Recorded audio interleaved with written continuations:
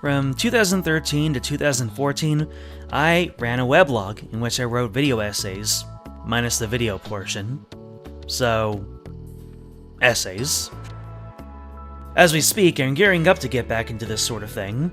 As a warm-up though, I thought it'd be fun to read through some of these. No footage, just to scroll through the original entry, so it's more of a podcast sort of thing. So, put me on, go do something else, and enjoy. A while back, I attended a birthday party. One of the activities going on in that party was a game of Rock Band. I spectated, one thing led to another, and I ended up with a guitar. I have not extensively played Rock Band or Guitar Hero or anything like that.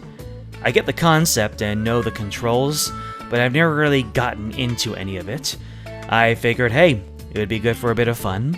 I was instructed to play bass on easy or medium. Since I was among a rowdy bunch on a birthday night, I knew it had to be medium. After all, people were showing off on the drums, so I figured it'd help feed into that sense of bravado. For the uninitiated, most guitar games work by having you flick a switch with one hand while holding down one or more colored buttons with your other hand. You can press the colored buttons all you want, as long as you have the right one pressed and you strum as prompted by the game. When I first got up there, I had my fingers on each button and figured my hand-eye coordination was good enough to use all 4 digits when necessary. It worked out just fine at first, but as the song got faster and more complicated, a sense of panic set in. I found myself abandoning use of my pinky because I was the most confident in my middle 3. This lent itself to some problems. With 4 buttons and 3 fingers, I was okay until the game called for the button that I was not covering. I had to quickly adjust my grip to cover the 3 buttons that included the one I wasn't covering before. As a result, I kept on bumping from one end to the other, covering either the first 3 buttons or the last 3. I did well enough, coming out with 90% or over, but I still desired more out of my performance. This shifting didn't feel right. People, I have noticed, have varying reactions to challenge. On one end, people can lock up or self-sabotage in the face of challenge. This way, they take all the unknown out of a situation and ensure failure. All pressure is off, and the person in question can just coast into the inevitable. On the other end, a person may see a challenge and shed their inhibitions. Not all inhibitions, just the ones related to completing said challenge.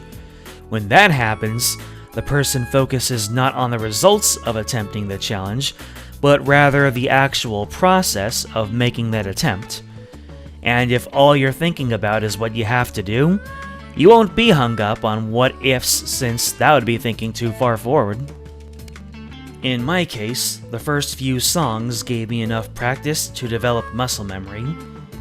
Said muscle memory was like a fun new tool for me to use in my quest for Rock Band stardom.